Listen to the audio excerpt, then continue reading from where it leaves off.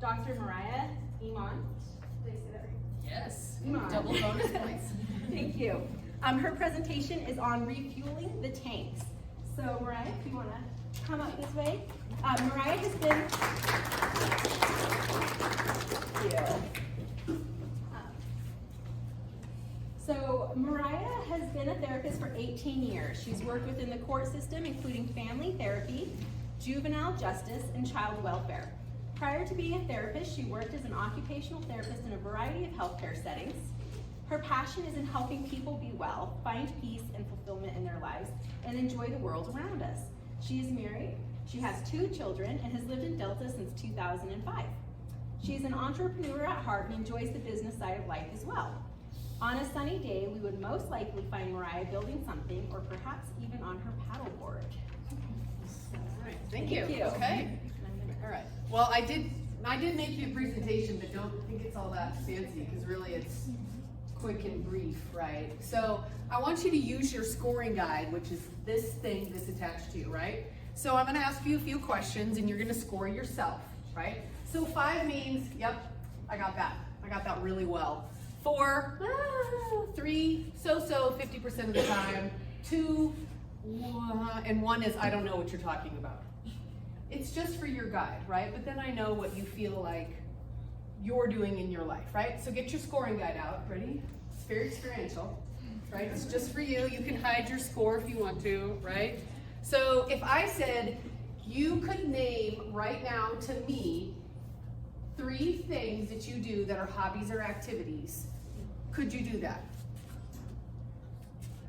3 things that you could do that are hobbies or activities that you enjoy. Some people are voting. Okay, fine. Don't vote. It's your choice, right? Now, if I said, do you spend at least 2 hours a week, which is really not even 20 minutes a day, right? Do you spend 2 hours a week doing these 3 activities that you say you know that you have? Do you spend 2 hours a week? Okay, a couple, yeah, maybe, right? If we think about it, how many hours do we have in a week? 24 times 7. A lot, really a lot. Now half of them we spend sleeping. I hope you spend at least some of them sleeping, right? Maybe not all half of them, right? But if we think about what do we really need to do to refill our tanks, because helping people is a very tedious job, right? Especially when they don't necessarily have any gratitude or they don't acknowledge the work that we do. So you have to go home every day or start every day and say, I love my life. I'm doing something for me. This is what my health needs, right? Now, rate yourself, right? 5, it happens a lot. 1, hardly ever. Do you feel like at the end of the day, did I pee? Have I eaten lunch? Right? Uh-huh. Okay. Sometimes, right? Some days I'm like, I got a glass of water, I got lunch, and I peed like an hour ago. Right? That's a triple threat. I know, right? Some days I'm like, I'm not sure why I have a headache, but I can't breathe. Okay, it happens, right? We get through our day, we tie on our little superhero cape, we fly off to help other people. Hi, friends, come on in. So, no matter what you're doing, let's talk about maybe ways that we can just work through and rebuild moment-to-moment activities that can reset your central nervous system, that will incur rest or relaxation, right? Have you all gone on vacation before? Maybe with family. And you come back and think, I really just need another vacation, right? It wasn't restful, right? It wasn't helpful. Right? Who picked dinner? Where did it come from? How did it go? Right? So what I really want you to think about is that you have an opportunity in any given moment to use your body, whatever is right here on you right now, to find and have some restful peace and relaxation, no matter what just happened. Okay? So I really want you to think about it. As we're going along through some of these things, what is your body doing? Right? If you're like me, my anxiety is sometimes here, sometimes it's in the middle of my stomach. Sometimes I'm like, oh my gosh, I have 15,322 things to do today.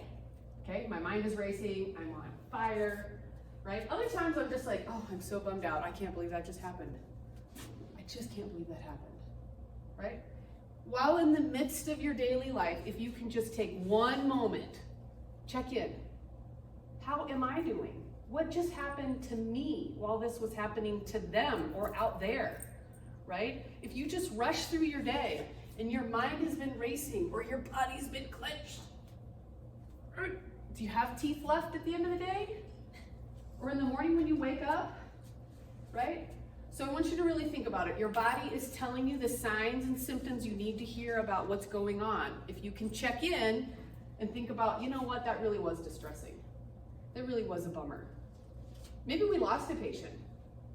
That's really sad. You have to acknowledge what's going on. Otherwise, your body's just going to keep going. It has an automatic function, right? Like you've been breathing this whole time and nobody said out loud, breathe!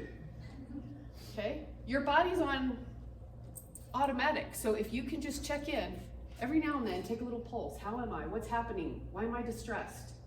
Acknowledge it. Move on from there. But if you don't acknowledge it, nothing's really going to happen.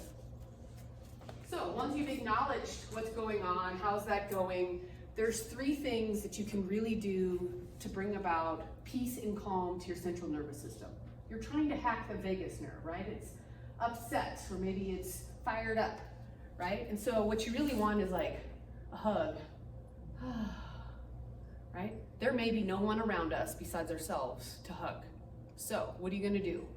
First, you're gonna check in and breathe and try to take 4 counts in, right? Because the moment you take your breathing into your own hands for a minute, you've just switched the light switch off on your brain. It can't really think about all those other things and do 4 count breathing at the same time. Amazingly enough, you have 4 count breathing right here, right? So if you'd like to use your fingers, you get an added bonus and benefit because now you have some repetition and some tactile sensory that is also feeding into your body, right? So 4 count breath, you can do that in the middle of the grocery line. Right? Gotta check your face sometimes, right? Okay. Now, you might be able to have a moment where you can get in the car. Maybe you're going from house to house to house. I used to do home health, right? So I got in my car and that was like bliss, right? I had the water bottle, I had my own music. Think about it. What did you put on for music? Do you need some country? You need some rock and roll? Def Leppard? It's not my thing, but you do whatever you want, right? Your favorite song, right? Music is incredibly soothing and sensory oriented. Most of us go through life with too many beeps and clicks that are really jarring, or maybe screaming if you were working with children, right? So think about using music as a way to just instantaneously give you back your body and calm your nervous system down, right? Get ready for the next thing that's happening. And if at all possible, go walk in the woods for a minute. I know it's not complete silence because we're usually in the middle of something, right? But even just going out for a walk, sitting in your car for a minute, taking a deep breath, and just in silence, as little sound as possible, right? Because if you work in a hospital or any place that the beeping goes on, right? You're overdone usually. It's cooking your brain. She had it right there. That was the face right there. You did it, right? Okay. So if you're gonna calm, try breathing, music, and silence, right? I can't really say enough that no matter what you're doing, checking into your respiration rate, you taking care of your breathing is the #1 thing you can do. Even if you didn't have a particularly rough day, end every night with some good breathing. Start every morning with some good breathing. Your body really wants to breathe. Even for those of us who are like stuck behind the desk, right? Where you've had to do your notes, this is not breathing, right? This is breathing. Open your chest. Allow all of that to happen, right? So it's kind of like you have to untie the cape, the superhero cape, hang it up or drop it, maybe go to laundry, right? And breathe. Can't say enough about that. Okay, repetition. How many people love to chop vegetables? Right? There's some people out here, like you're the chef of chefs, right? Chopping vegetables. Anybody like gardening? Okay, gardening is pretty repetitious too when you think about it, right? Weeding, clipping, chopping, pulling. I don't garden, things die. Okay. That doesn't mean it's not good, right? Coloring, anybody colorers? How many people like those dots that you stick, what are they called? The diamond dots, right? Oh, I just think those are like glorious, right? Paint by numbers. I don't do them either. It's okay, I don't do them. Okay? Anything that you do in your life is repetition allows your brain to have a moment where it knows what's going to happen next. Okay, when your brain knows what's going to happen next, it doesn't need to think about why something's not going to happen next. Okay, anything you can do to add repetition to your day. Coloring, listening to music, dancing. You don't even have to know what dance you're doing, just dancing in general, right? Because your body likes movement, right? It doesn't have to be your, what's that one? You know that one? Should I do it again? Yeah, that one. Okay, so just so you have that opportunity, you might have the opportunity, right, while you're in the middle of your workday, just to think about, is there something I can do that's repetitious, right? There is something very satisfying for me about stapling. You have 50 things you need to mail, I'll help. In the envelope. Fold, fold in the envelope. Okay? Because your body just is like, oh, I love this. Your brain is patterned. Help it out sometimes, right? If it's skipping, jump roping, what else is very patterned movements? Even bicycling counts, walking counts, right? One foot, left foot, right foot, left foot, all right? There are lots of things you need to do in the day to think about how can I give back to my body and back to my energy level that brings me to kind of the middle ground. Because if you're too far out on each end, you are expending way too much energy, right? Does it make sense? Rhythm, just talked about that. Okay, the most successful people are those that can manage their thoughts and feelings. If you are distressed, check in with your distress. You could check in with a bottle of wine. I'm not saying that's a bad idea, but if you do it every night, that's a new classification. Okay, what I would do is say, I really do. This is such a touching and endearing job. People, I love working with people. And sometimes they really piss me off. You can bleep that out if I'm not supposed to say that word, right? So think about it, like if you come home angry all the time, or if we feel really resentful, you need to really check in with yourself and think about, what are my thoughts and feelings about the work that I'm doing? What's your why? Can you come back to having that mission and vision within yourself to say, I really am in this job because I like what I do. I like the people I work with. If you can't say that, then you might be burnt out and you might need a break, right? Because just trying to trudge through resentment and anger really just digs that hole a little bit deeper, right? All I'm saying is that maybe you want to sit on the sideline, put the shovel down, and think about, why is that resentment or anger brewing? What is that about? Is there something I can do to change it? And if not, am I able to figure out how to tolerate it by changing my perspective? Right? Because sometimes we work with people we don't actually like. Sometimes we work for people, we have managers or supervisors or bosses that we don't actually like them either. I've had lots, right? So you might want to think about, is it really just the manager? Or is it your patients? Is it your clients? Right? Is it your loved one? If that's true, then you might want to think about, how do I change my perspective to match my thoughts and feelings to the why I do? Right? I love this job because I do it because. Are they aligned? You get stressed out when things are not aligned, right? So if your why does not encompass what you do every day, you might want to think about, how can you start on a path to get where you want to go? Right?